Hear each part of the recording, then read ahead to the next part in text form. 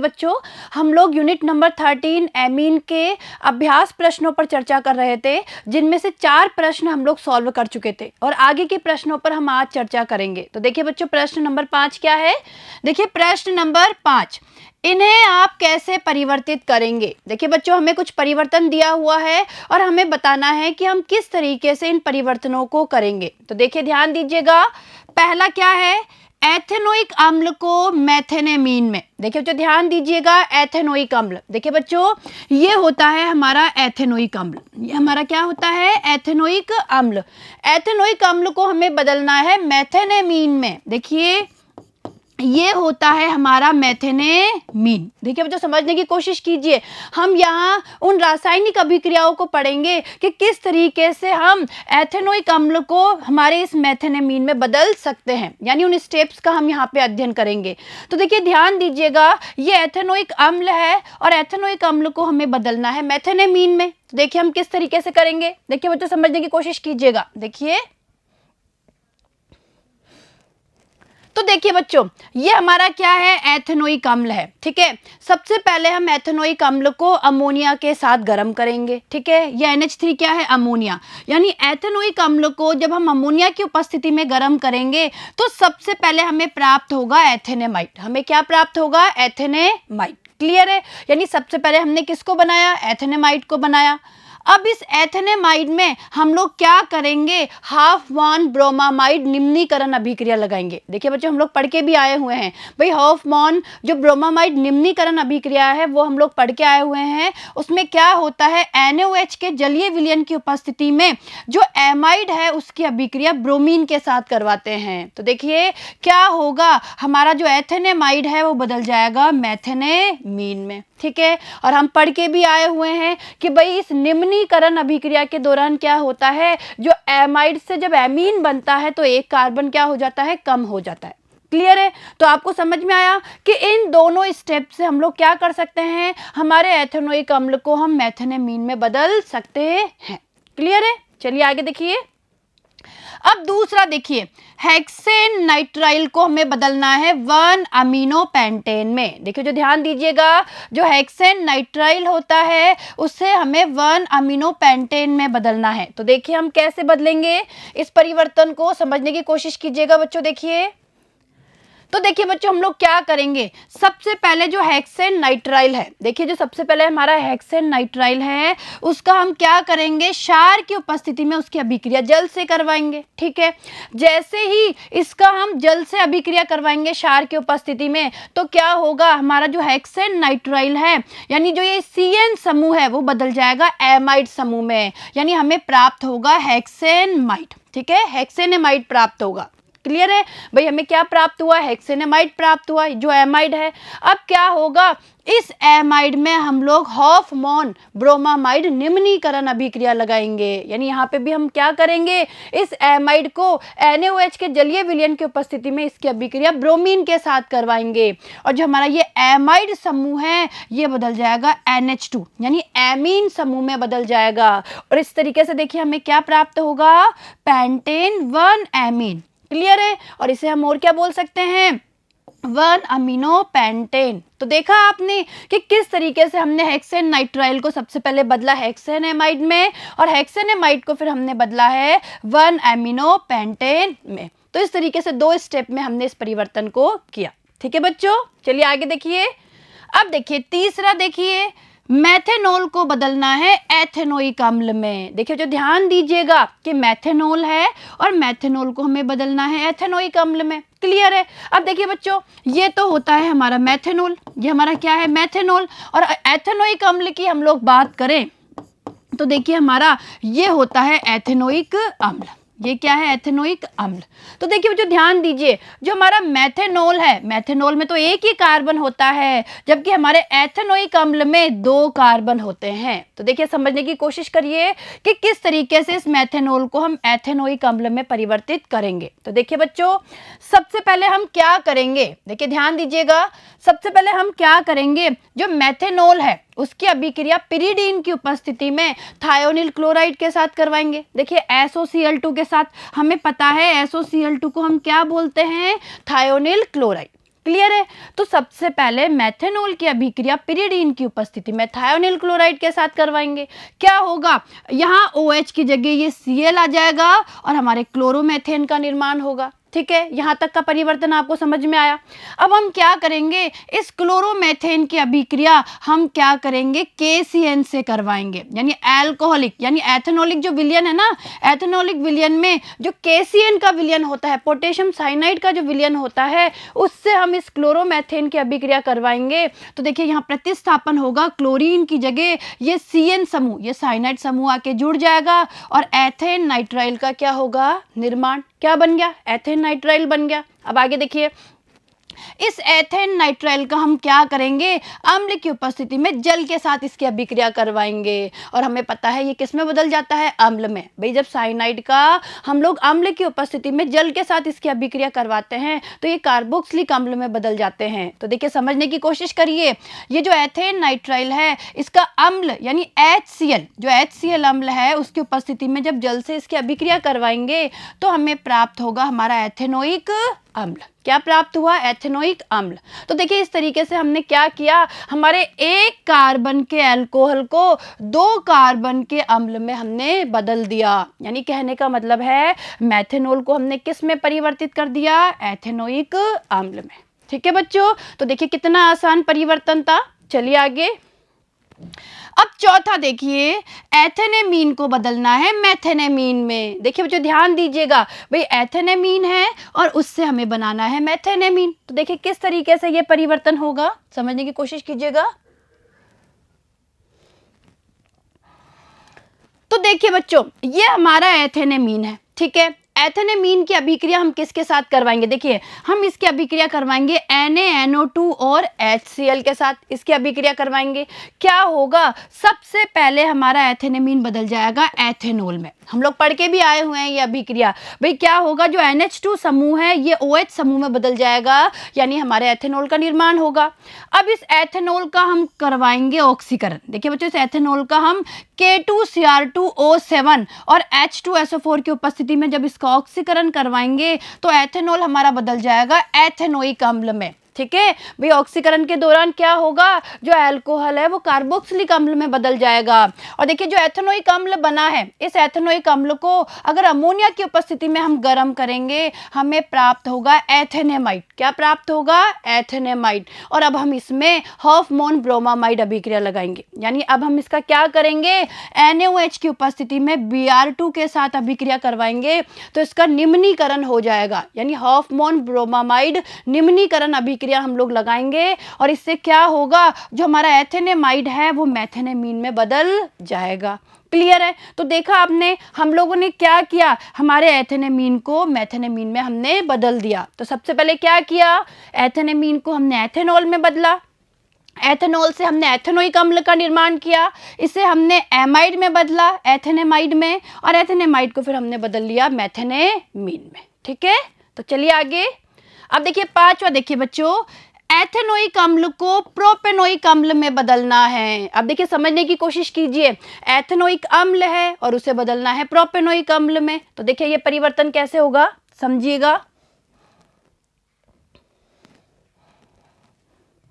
तो देखिए बच्चों, ये क्या है, एथेनोइक अम्ल है। ठीक है, सबसे पहले हम क्या करेंगे, इस एथेनोइक अम्ल का हम लिथियम एल्यूमिनियम हाइड्राइड के द्वारा अपचयन करेंगे। ठीक है, जैसे ही इसका हमने अपचयन किया, हमारा जो ये अम्ल है एथेनोइक अम्ल, ये बदल गया एल्कोहल में, यानी हमें प्राप्त हुआ एथेनॉल। क्या प्राप्त हुआ, एथेनॉल। अब इस एथेनॉल की अभिक्रिया हम पिरिडीन की उपस्थिति में थायोनिल क्लोराइड के साथ करवाएंगे तो OH की जगह Cl समूह आ जाएगा और हमें प्राप्त होगा क्लोरोएथेन। क्या प्राप्त हुआ, क्लोरोएथेन। और अब देखिए इस क्लोरोएथेन की अभिक्रिया हम एथेनोलिक KCN पोटेशियम साइनाइड के साथ करवाएंगे तो इस क्लोरीन की जगह CN समूह आ जाएगा और हमें प्राप्त होगा प्रोपेन नाइट्राइल। और इस प्रोपेन नाइट्राइल का जब हम लोग अम्ल की उपस्थिति में जल के साथ अभिक्रिया करवाएंगे, यानी जो हमें ये साइनाइड प्राप्त हुआ है इसकी हम अम्ल की उपस्थिति में जल से अभिक्रिया करवाएंगे और हमें प्राप्त हो जाएगा प्रोपेनोइक अम्ल। ठीक है। तो देखा आपने, एथेनोइक अम्ल को पहले हमने बदला एथेनॉल में, एथेनॉल को हम लोगों ने बदला क्लोरोएथेन में, क्लोरोएथेन से हम लोगों ने प्राप्त किया प्रोपेन नाइट्राइल, और इस प्रोपेन नाइट्राइल को सबसे अंत में हमने बदल लिया प्रोपेनोइक अम्ल में। यानी क्या किया हमने, एथेनोइक अम्ल को प्रोपेनोइक अम्ल में बदल लिया। ठीक है, कितना आसान परिवर्तन था। चलिए आगे, छठा देखिए, मेथेनेमीन को एथेनेमीन में। अब देखिए बच्चों, क्या है, मेथेनेमीन है और उसे बदलना है हमें एथेनेमीन में। तो देखिए ये भी बहुत आसान परिवर्तन है। देखिए किस तरीके से होगा, देखिए समझने की कोशिश कीजिएगा बच्चों। सबसे पहले हमने मेथेनेमीन की अभिक्रिया करवाई, NaNO2 और HCl के साथ हमने अभिक्रिया करवाई। हमें पता है मेथेनेमीन बदल जाएगा मेथेनॉल में, ये प्राप्त हो गया हमें मेथेनॉल। अब इस मेथेनॉल की अभिक्रिया हमने PCl5 से करवाई। क्या होगा, इस OH की जगह Cl आ जाएगा और हमें प्राप्त होगा क्लोरोमेथेन। क्या प्राप्त होगा, क्लोरोमेथेन। और इस क्लोरोमेथेन की अभिक्रिया हम एथेनोलिक KCN के साथ करवाएंगे, तो Cl की जगह आ जाएगा CN। ठीक है, साइनाइड समूह आ जाएगा।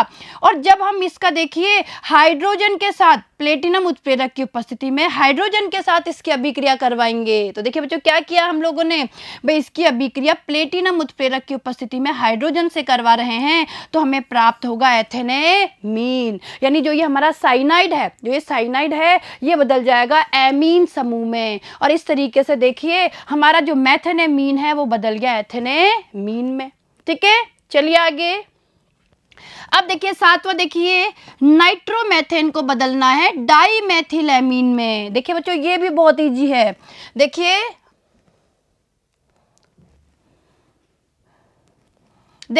ये क्या है, नाइट्रोमेथेन। ये क्या है, नाइट्रोमेथेन है।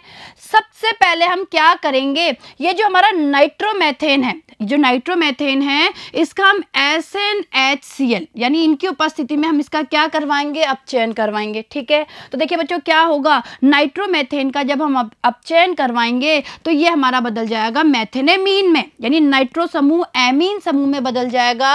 और हमें देखिए नाइट्रोमेथेन से प्राप्त होगा मेथेनेमीन। क्लियर है। अब जो ये मेथेनेमीन है, इसमें हम कार्बिल एमीन अभिक्रिया लगाएंगे। यानी कहने का मतलब है मेथेनेमीन की अभिक्रिया हम KOH की उपस्थिति में क्लोरोफॉर्म के साथ यानी CHCl3 के साथ करवाएंगे। हमें प्राप्त होगा ये, जिसे हम मेथिल कार्बिलेमीन भी कह सकते हैं। ठीक है, तो क्या हुआ, सबसे पहले नाइट्रोमेथेन को हमने बदला मेथेनेमीन में।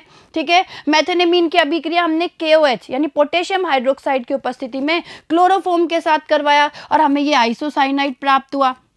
ये जो हमें आइसोसाइनाइड प्राप्त हुआ है, इसकी अभिक्रिया जिंक Hg की उपस्थिति में यानी जिंक अमलगम की उपस्थिति में अगर हम HCl के साथ करवाएंगे तो देखिए हमें क्या प्राप्त होगा, डाईमेथिलेमीन। हमें क्या प्राप्त होगा, डाईमेथिलेमीन। ठीक है, तो इस तरीके से देखिए बच्चों हमने क्या किया, नाइट्रोमेथेन को मेथेनेमीन में बदला, मेथेनेमीन से हमने मेथिल कार्बिलेमीन बनाया और इससे लास्ट में हमें प्राप्त हुआ डाईमेथिलेमीन। ठीक है, चलिए आगे देखिए। अब देखिए आठवां, देखिए प्रोपेनोइक अम्ल को एथेनोइक अम्ल में। तो देखिए बच्चों अब हमें प्रोपेनोइक अम्ल है और उसे बदलना है एथेनोइक अम्ल में। देखिए किस तरीके से ये परिवर्तन होगा। देखिए बच्चों ये हमारा प्रोपेनोइक अम्ल है। ये क्या है, प्रोपेनोइक अम्ल है। सबसे पहले हम प्रोपेनोइक अम्ल को अमोनिया के साथ गर्म करेंगे तो हमें प्राप्त होगा प्रोपेनेमाइड। हमें क्या प्राप्त होगा, प्रोपेनेमाइड। अब इस प्रोपेनेमाइड में हम हॉफमैन अभिक्रिया लगाएंगे, यानी कहने का मतलब है कि NaOH की उपस्थिति में Br2 ब्रोमीन के साथ इसकी अभिक्रिया करवाएंगे तो यहाँ पे निम्नीकरण हो जाएगा, यानी हम हाफमान ब्रोमामाइड निम्नीकरण अभिक्रिया यहाँ पे लगाएंगे जिससे हमें प्राप्त होगा एथेनेमीन। और ये जो हमें एथेनेमीन प्राप्त हुआ है इसकी अभिक्रिया NaNO2 और HCl के साथ करवाएंगे तो हमें प्राप्त होगा एथेनॉल। देखिए हमें क्या प्राप्त होगा, एथेनॉल। और एथेनॉल का जैसे ही हम ऑक्सीकरण करेंगे K2Cr2O7 और अम्ल की उपस्थिति में जैसे ही हम इस एथेनॉल का ऑक्सीकरण करेंगे हमारा एथेनॉल बदल जाएगा एथेनोइक अम्ल में। तो इस तरीके से देखिए हमारा प्रोपेनोइक अम्ल किस में बदल गया है, एथेनोइक अम्ल में बदल गया है। ठीक है, चलिए आगे। अब प्रश्न नंबर 6, देखिए बच्चों प्रश्न नंबर 5 हम लोग कर चुके हैं और ये परिवर्तन आपको बहुत अच्छे से समझ में आए होंगे, तो आप इन परिवर्तनों की लिख लिख के प्रैक्टिस करिए। अब देखिए प्रश्न नंबर 6 क्या है, प्राथमिक द्वितीयक एवं तृतीयक एमिनो की पहचान की विधि का वर्णन कीजिए। देखिए बच्चों, प्राथमिक, द्वितीयक एवं तृतीयक एमिनो की पहचान की विधि का हमें वर्णन करना है।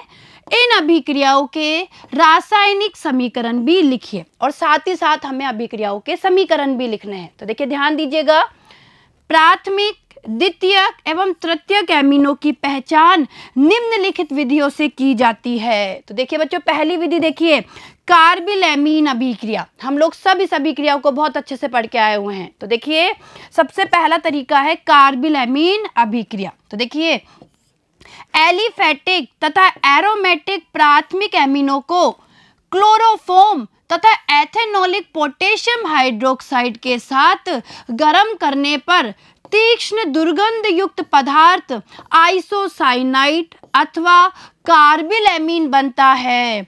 द्वितीयक एवं तृतीयक एमीन में यह अभिक्रिया नहीं होती। तो देखिए बच्चों, एक तरीका तो यह है कार्बिलएमीन परीक्षण, यानी इसके द्वारा हम लोग प्राथमिक एमीन, द्वितीयक एमीन और तृतीयक एमीन में पहचान कर सकते हैं। देखिए बच्चों, होता क्या है, जो प्राथमिक एमीन होती है वो कार्बिलएमीन परीक्षण देती है और इसमें क्या होता है, हमारे एमीन की यानी प्राथमिक एमीन की अभिक्रिया हम KOH की उपस्थिति में, यानी हम ये कह सकते हैं एल्कोहलिक KOH की उपस्थिति में क्लोरोफॉर्म के साथ करवाते हैं। वापस ध्यान दीजिए, देखिए बच्चों होता क्या है, प्राथमिक एमीन की अभिक्रिया एथेनॉलिक KOH की उपस्थिति में हम क्या करवाते हैं, क्लोरोफॉर्म के साथ करवाते हैं, जिससे बहुत ही तीक्ष्ण दुर्गंध वाला एक पदार्थ बनता है आइसोसाइनाइड, जिसे कार्बिलएमीन भी कहा जाता है।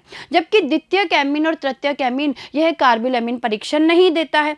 तो इस तरीके से हम इन तीनों में क्या कर सकते हैं, पहचान। तो देखिए बच्चों ध्यान दीजिएगा, ये अभिक्रिया देखिए, इस अभिक्रिया को हम लोग पढ़ के भी आए हुए हैं।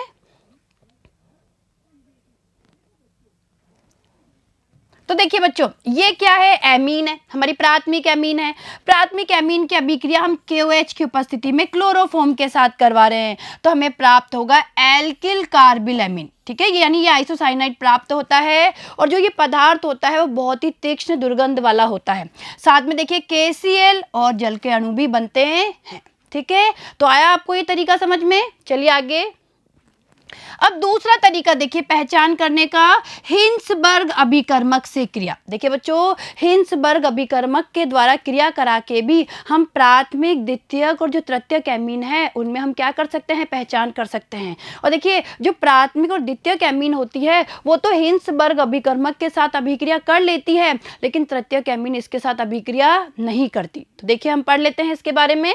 देखिए बच्चों, एरिल सल्फोनिल क्लोराइड, देखिए C6H5SO2Cl को हिंसबर्ग अभिकर्मक कहते हैं। प्राथमिक और द्वितीयक एमीन हिंसबर्ग अभिकर्मक से क्रिया करके सल्फोनेमाइड बनाते हैं। देखिए बच्चों, मैंने आपको पढ़ाया हुआ है ये कि जो प्राथमिक और द्वितीयक एमीन होते हैं वो हिंसबर्ग अभिकर्मक से क्रिया करके क्या बनाते हैं, सल्फोनेमाइड बनाते हैं। तो देखिए आगे, बेंजीन सल्फोनिल क्लोराइड। देखिए ये बेंजीन सल्फोनिल क्लोराइड किसे कहते हैं, हिंसबर्ग अभिकर्मक को ही कहते हैं और इसे एरिल सल्फोनिल क्लोराइड भी कहते हैं। कंफ्यूजन में नहीं होना है, एक ही बात है। तो देखिए बेंजीन सल्फोनिल क्लोराइड और प्राथमिक एमीन की अभिक्रिया से, देखिए ध्यान दीजिएगा बच्चों, यहाँ बात हो रही है हिंसबर्ग अभिकर्मक, यानी हिंसबर्ग अभिकर्मक और जब प्राथमिक एमीन के बीच में अभिक्रिया करवाते हैं तो एन एल्किल बेंजीन सल्फोनेमाइड प्राप्त होता है। क्या प्राप्त होता है, एन एल्किल बेंजीन सल्फोनेमाइड प्राप्त होता है। और देखिए बच्चों, इस अभिक्रिया को समझिए, इस अभिक्रिया को हम पढ़ के आए हुए हैं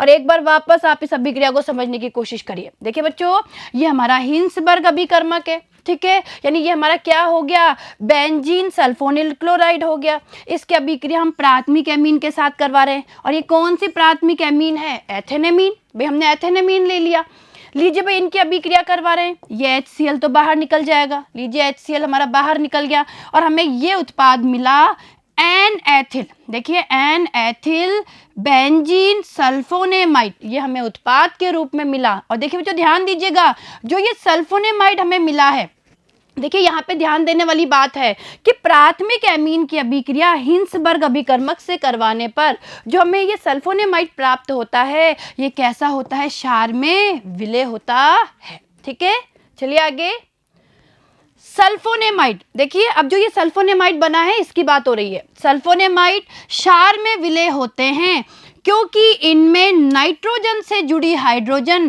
प्रबल इलेक्ट्रॉन खींचने वाले सल्फोनिल समूह की उपस्थिति के कारण प्रबल अम्लीय होती है। ये मैंने आपको समझाया हुआ है। देखिए आगे द्वितीय कैमीन की, देखिए अब हम द्वितीय कैमीन की बात कर रहे हैं।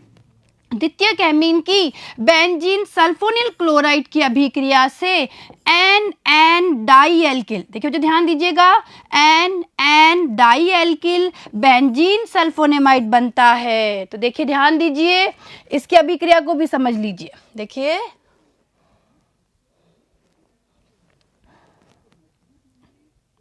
देखिए बच्चों, ये हमारा क्या है, हिंसबर्ग अभिकर्मक है, ठीक है। इसकी अभिक्रिया हम करवा रहे हैं द्वितीय कैमीन के साथ में। ये द्वितीय कैमीन है, लीजिए HCl बाहर निकल गया, ये HCl बाहर निकल गया और हमें ये उत्पाद मिला N N di ethyl benzene sulphonamide, ठीक है। और देखिए बच्चों, ये जो उत्पाद हमें प्राप्त हुआ है ये क्षार में क्या होता है, अविलय। तो देखिए आगे N N di ethyl benzene sulphonamide में, देखिए इसकी बात हो रही है, कोई भी हाइड्रोजन परमाणु नाइट्रोजन परमाणु से जुड़ा नहीं होता, अतः यह अम्लीय नहीं होता तथा क्षार में अविलय होता है। तो देखिए बच्चों, जो ये बना है, ये जो सल्फोनेमाइड बना है ये कैसा होगा, क्षार में अविलय, ठीक है। ये क्षार में अविलय होता है, ठीक है। चलिए आगे, तृतीय कैमीन बेंजीन सल्फोनिल क्लोराइड से अभिक्रिया नहीं करती। और देखिए अगर हम तृतीय कैमीन की बात करें तो तृतीय कैमीन इस हिंसबर्ग अभिकर्मक से क्रिया नहीं करती है, ठीक है। तो देखिए बच्चों, आपको समझ में आया कि किस तरीके से हम प्राथमिक कैमीन, द्वितीय कैमीन और तृतीय कैमीन में पहचान कर सकते हैं, ठीक है।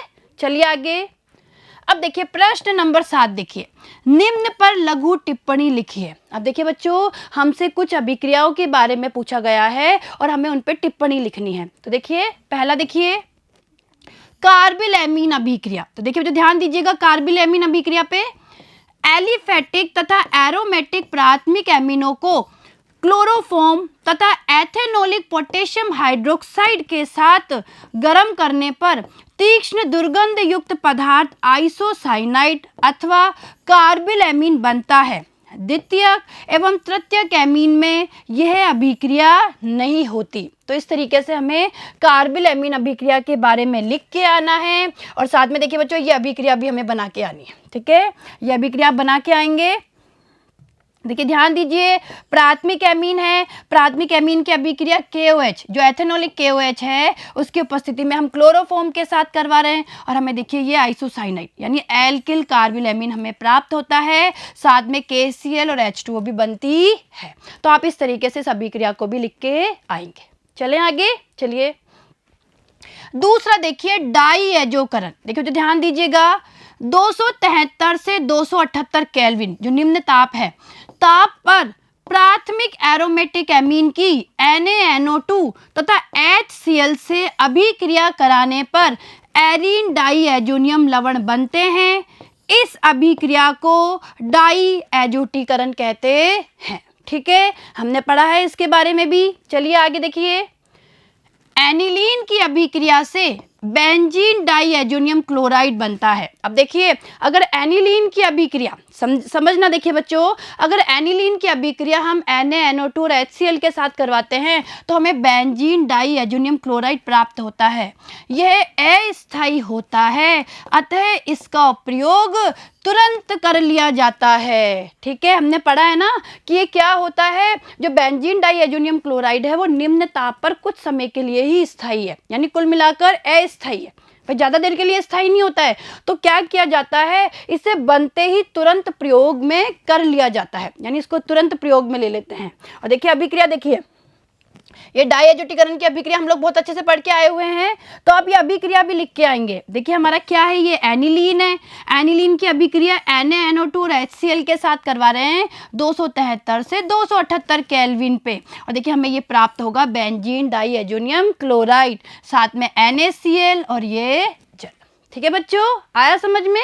चलिए आगे देखिए, अब तीसरा देखिए, देखिए तीसरा क्या है, हाफ मान ब्रोमेमाइड अभिक्रिया। तो देखिए अब हम हाफ मान ब्रोमेमाइड अभिक्रिया के बारे में लिखेंगे। तो देखिए बच्चों, हाफ मान ब्रोमेमाइड अभिक्रिया, तो देखिए इस अभिक्रिया में किसी एमाइड की NaOH या KOH के जलीय अथवा एथेनॉलिक विलयन में ब्रोमीन से अभिक्रिया कराते हैं तो प्राथमिक एमीन प्राप्त होती है। तो देखिए बच्चों, हाफ मान ब्रोमेमाइड अभिक्रिया भी हम पढ़ के आए हुए हैं, तो आप इसके बारे में लिखेंगे और फिर आप ये रासायनिक अभिक्रिया भी बना के आएंगे। तो देखिए क्या है, ये हमारा एमाइड है, ठीक है, और एमाइड की अभिक्रिया हम NaOH की उपस्थिति में, देखिए या तो NaOH या KOH, ठीक है, तो इनके जलीय या एथेनॉलिक विलयन की उपस्थिति में ब्रोमीन के साथ अभिक्रिया करवाते हैं। तो देखिए यहाँ पे हम क्या कर रहे हैं, एमाइड की अभिक्रिया NaOH की उपस्थिति में ब्रोमीन से करवा रहे हैं और हमें क्या प्राप्त हो गई, एमीन। साथ में देखिए Na2CO3, NaBr और जल भी बनता है। तो आप इस अभिक्रिया के बारे में भी लिख के आएंगे, ठीक है। चलिए आगे देखिए, फोर्थ देखिए युग्मन अभिक्रिया। देखिए जो ध्यान दीजिएगा, युग्मन अभिक्रिया, बेंजीन डाइएजोनियम क्लोराइड फिनोल से अभिक्रिया करके इसकी पैरा स्थिति पर युग्मित होकर पैरा हाइड्रोक्सी एजोबेंजीन देता है। इस अभिक्रिया को युग्मन अभिक्रिया भी कहते हैं, ठीक है। आगे देखिए, इसी प्रकार डाइएजोनियम लवण की एनिलीन से अभिक्रिया द्वारा पैरा अमीनो एजोबेंजीन बनती है। यह एक इलेक्ट्रॉन स्नेही प्रतिस्थापन अभिक्रिया है। प्राप्त यौगिक रंगीन होते हैं तथा ये रंजक होते हैं, ठीक है। तो इस तरीके से आप युग्मन अभिक्रिया के बारे में लिख के आएंगे। चलिए आगे, और देखिए ये रासायनिक अभिक्रिया भी बना के आएंगे। देखिए ध्यान दीजिएगा रासायनिक अभिक्रिया पे। तो देखिए बच्चों, ये हमारा क्या है, बेंजीन डाइएजोनियम क्लोराइड है। इसकी अभिक्रिया हम फिनोल से करवा रहे हैं NaOH की उपस्थिति में, ठीक है। और देखिए इस तरीके से पैरा हाइड्रोक्सी एजोबेंजीन, एक नारंगी रंजक हमें प्राप्त होता है, पैरा हाइड्रोक्सी एजोबेंजीन, और साथ में देखिए NaCl और H2O। तो देखिए इस अभिक्रिया को ही क्या कहते हैं हम, युग्मन अभिक्रिया। चलिए आगे देखिए, इसी तरीके से देखिए इस अभिक्रिया को,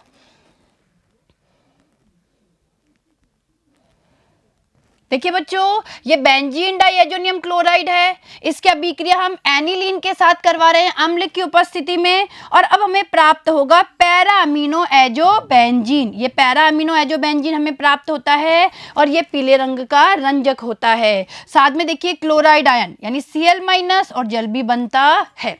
तो इस तरीके से हम युग्मन अभिक्रिया के बारे में लिखेंगे और दोनों रासायनिक अभिक्रिया भी बना के आएंगे, ठीक है। चलिए आगे देखिए, अब पांचवा देखिए अमोनिया अपघटन। देखिए ध्यान दीजिएगा, एल्किल हैलाइडों के एमिनो अपघटन से। तो देखिए बच्चों, 373 केल्विन ताप पर एक सील बंद नली में एल्किल अथवा बेंजिल हैलाइडों की क्रिया अमोनिया के एथेनॉलिक विलयन से करवाने पर हैलोजन परमाणु का प्रतिस्थापन एमिनो समूह द्वारा हो जाता है तथा प्राथमिक एमीन प्राप्त होते हैं। तो देखिए जो ध्यान दीजिएगा, भाई होता क्या है, एक सील बंद नली में, देखिए सील बंद नली में एल्किल अथवा बेंजिल हैलाइड की क्रिया हम किससे करवाते हैं, अमोनिया के एथेनॉलिक विलयन से करवाते हैं। जिससे क्या होता है, जो हैलोजन परमाणु है उसका प्रतिस्थापन एमिनो समूह से हो जाता है और हमें प्राथमिक एमीन प्राप्त होते हैं, ठीक है।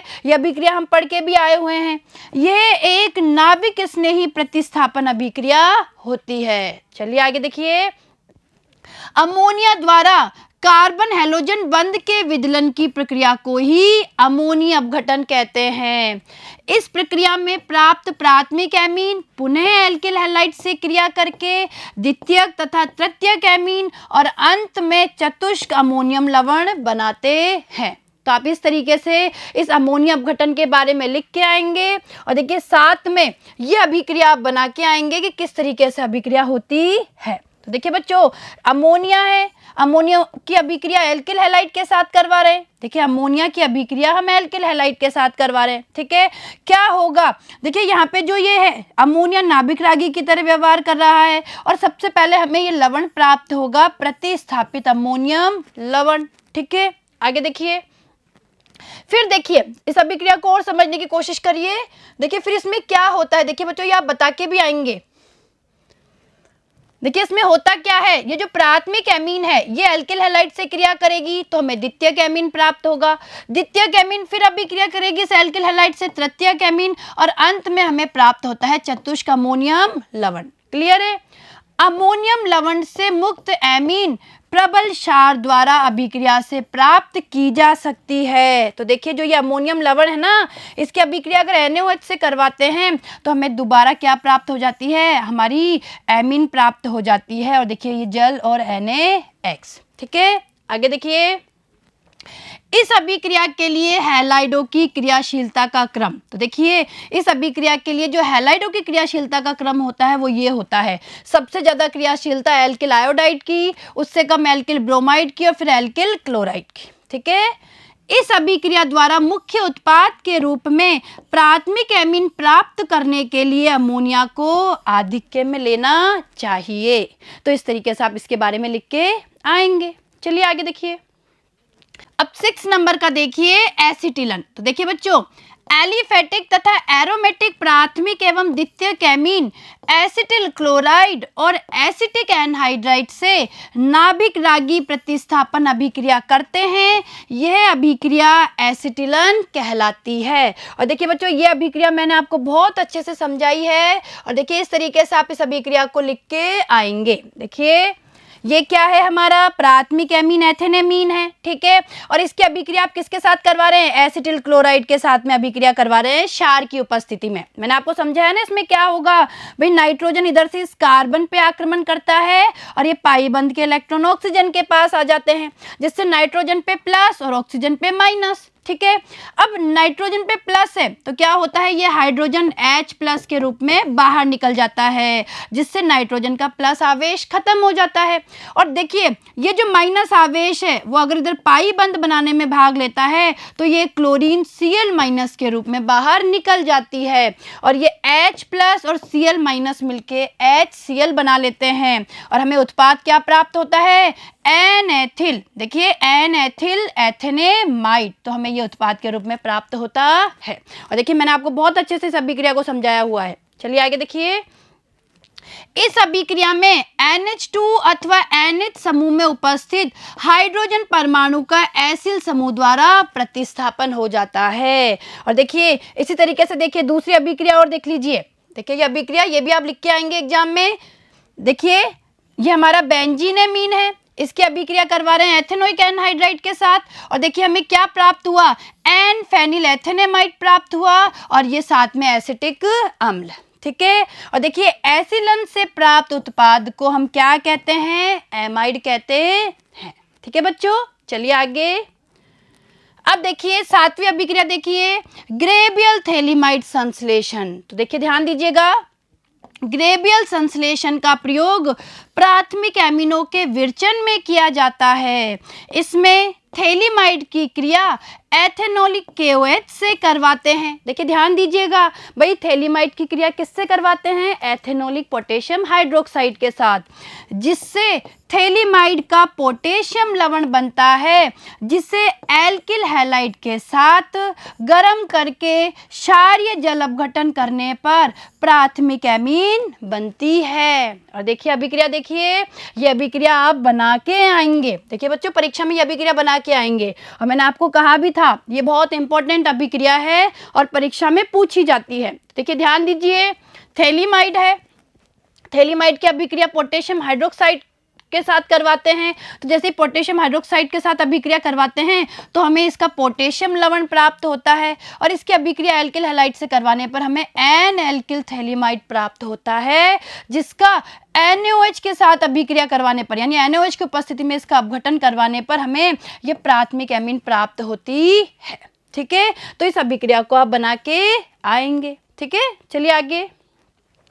इस अभिक्रिया द्वारा एरोमेटिक प्राथमिक एमीन का निर्माण नहीं किया जा सकता। देखिए ध्यान दीजिएगा, भाई ये जो अभिक्रिया है हमारी, इसके द्वारा प्राथमिक यानी एरोमेटिक प्राथमिक एमीन का निर्माण नहीं किया जा सकता, क्योंकि एरिल हैलाइड थैलीमाइड से प्राप्त ऋणायन के साथ नाभिक रागी प्रतिस्थापन अभिक्रिया नहीं कर सकते। ठीक है। तो देखिए बच्चों, इस तरीके से आप इन सभी अभिक्रियाओं के बारे में लिख के आएंगे और रासायनिक अभिक्रिया भी बना के आएंगे। चलें आगे, चलिए। अब प्रश्न नंबर 8 देखिए, निम्न परिवर्तन निष्पादित कीजिए। देखिए बच्चों, हमें कुछ परिवर्तन करना है। तो देखिए पहला देखिए, नाइट्रोबेंजीन से बेंजोइक अम्ल, यानी नाइट्रोबेंजीन है उसे बदलना है बेंजोइक अम्ल में। देखिए किस तरीके से करेंगे बच्चों, समझने की कोशिश कीजिएगा। ये हमारा क्या है, नाइट्रोबेंजीन, ये हमारा नाइट्रोबेंजीन है। देखिए सबसे पहले हम नाइट्रोबेंजीन का अपचयन करवाएंगे SnHCl की उपस्थिति में, ठीक है। इसका अपचयन करवाएंगे तो नाइट्रोबेंजीन बदल जाएगी एनिलीन में। किस में बदल जाएगी, एनिलीन में। अब इस एनिलीन की अभिक्रिया हम नाइट्रस अम्ल के साथ करवाएंगे, यानी कहने का मतलब है इसका हम डाई एजोटीकरण करवाएंगे। इसकी अभिक्रिया NaNO2 और HCl के साथ करवाएंगे 273 से 280 केल्विन पर, और हमें प्राप्त होगा ये बेंजीन डाइएजोनियम क्लोराइड। हम लोग पढ़ के आए हुए हैं ना। तो देखिए सबसे पहले क्या हुआ, नाइट्रोबेंजीन से एनिलीन प्राप्त हुई, एनिलीन से हमें बेंजीन डाइएजोनियम क्लोराइड प्राप्त हुआ। इसकी अभिक्रिया CuCN और KCN के साथ करवाएंगे, यानी CuCN की उपस्थिति में पोटेशियम साइनाइड के साथ करवाएंगे तो हमें साइनोबेंजीन प्राप्त होगा। यहाँ पे साइनाइड समूह आ जाएगा। और अब इसका जब हम क्षार की उपस्थिति में जल अपघटन करेंगे, देखिए जो साइनोबेंजीन है इसका अगर हम जल अपघटन करेंगे तो देखिए ये जो समूह है ये बदल जाएगा कार्बोक्सिलिक अम्ल समूह में, और हमें क्या प्राप्त होगा, बेंजोइक अम्ल। ठीक है, तो आपको परिवर्तन समझ में आया। सबसे पहले नाइट्रोबेंजीन को हमने एनिलीन में बदला, ठीक है। फिर एनिलीन से हमने बेंजीन डाइएजोनियम क्लोराइड का निर्माण किया, उससे साइनोबेंजीन बनाया, और साइनोबेंजीन को हमने बदल लिया बेंजोइक अम्ल में। तो इन स्टेप से होते हुए ये परिवर्तन होगा। चलें आगे, चलिए। दूसरा देखिए, बेंजीन से बनाना है मेटाब्रोमोफिनोल। देखिए जो ध्यान दीजिएगा, हमें मेटाब्रोमोफिनोल का निर्माण करना है। तो देखिए हम किस तरीके से करेंगे, देखिए ध्यान दीजिएगा बच्चों। देखिए ये हमारा क्या है, बेंजीन, ये बेंजीन है। सबसे पहले बेंजीन का नाइट्रोकरण करेंगे, यानी बेंजीन की अभिक्रिया हम सांद्र HNO3 और सांद्र H2SO4 के साथ करवाएंगे तो हमें बेंजीन से प्राप्त होगा नाइट्रोबेंजीन। क्लियर है। अब इस नाइट्रोबेंजीन का हैलोजनीकरण करेंगे, यानी FeBr3 की उपस्थिति में ब्रोमीन के साथ अभिक्रिया करवाएंगे तो मेटा पोजीशन पे ये ब्रोमो समूह आके जुड़ जाएगा, क्योंकि NO2 समूह कैसा होता है, मेटा निर्देशी। तो हमें प्राप्त होगा मेटाब्रोमो नाइट्रोबेंजीन। और जो ये मेटाब्रोमो नाइट्रोबेंजीन है, देखिए इसका हम अपचयन करेंगे। देखिए तो ध्यान दीजिएगा भाई, जो हमें ये मेटाब्रोमो नाइट्रोबेंजीन प्राप्त हुआ है ना, ये इसका हम आगे अपचयन करेंगे। देखिए समझने की कोशिश करिए, इसका हम यहाँ पे अपचयन करेंगे तो क्या होगा, जो NO2 समूह है वो NH2 समूह में बदल जाएगा और मेटाब्रोमो एनिलीन प्राप्त होगा। देखिए जो समझने की कोशिश करिए, जो हमारा मेटाब्रोमो नाइट्रोबेंजीन है इसका हमने क्या किया, इसका अपचयन किया और हमें प्राप्त हो गया मेटाब्रोमो एनिलीन। क्लियर है। अब देखिए आगे क्या होगा, जो मेटाब्रोमो एनिलीन हमें प्राप्त हुई है इसकी अभिक्रिया हम NaNO2 प्लस HCl के साथ करवाएंगे तो हमें मेटाब्रोमो बेंजीन डाइएजोनियम क्लोराइड प्राप्त होगा। ठीक है, ये एजो लवण प्राप्त होगा और इस एजो लवण का अम्ल की उपस्थिति में जल अपघटन करने पर हमें क्या प्राप्त होगा, मेटाब्रोमोफिनोल। यहाँ पे OH समूह आ जाएगा और हमारे मेटाब्रोमोफिनोल का क्या हो जाएगा, निर्माण। क्लियर है। चलिए आगे देखिए।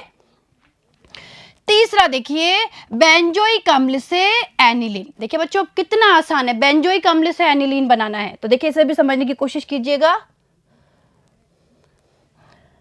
देखिए बच्चों ये है बेंजोइक अम्ल। ठीक है, सबसे पहले हम क्या करेंगे, बेंजोइक अम्ल को अमोनिया के साथ गर्म करेंगे, हमें प्राप्त होगा बेंजेमाइड। बेंजेमाइड प्राप्त हो गया। इस बेंजेमाइड में हम लोग हाफमान अभिक्रिया कराएंगे, यानी कहने का मतलब है हॉफमोन ब्रोमामाइड निम्नीकरण अभिक्रिया हम लगाएंगे। कहने का मतलब है KOH की उपस्थिति में ब्रोमीन के साथ अभिक्रिया करवाएंगे तो ये जो एमाइड समूह है ये NH2 समूह में बदल जाएगा और हमें क्या प्राप्त होगा, एनिलीन। क्लियर है। तो देखा हमने भाई, बेंजोइक अम्ल को पहले हमने बेंजेमाइड में बदला और बेंजेमाइड को हमने एनिलीन में। क्लियर है। चलिए आगे देखिए। अब देखिए 4 देखिए, एनिलीन से 2,4,6 ट्राईब्रोमोफ्लोरोबेंजीन। देखिए बच्चों, हमें एनिलीन से 2,4,6 ट्राईब्रोमोफ्लोरोबेंजीन बनाना है। तो देखिए ये अभिक्रिया हम पढ़ के भी आए हुए हैं। देखिए समझने की कोशिश कीजिएगा। देखिए बच्चों कैसे करना है ये परिवर्तन हमें।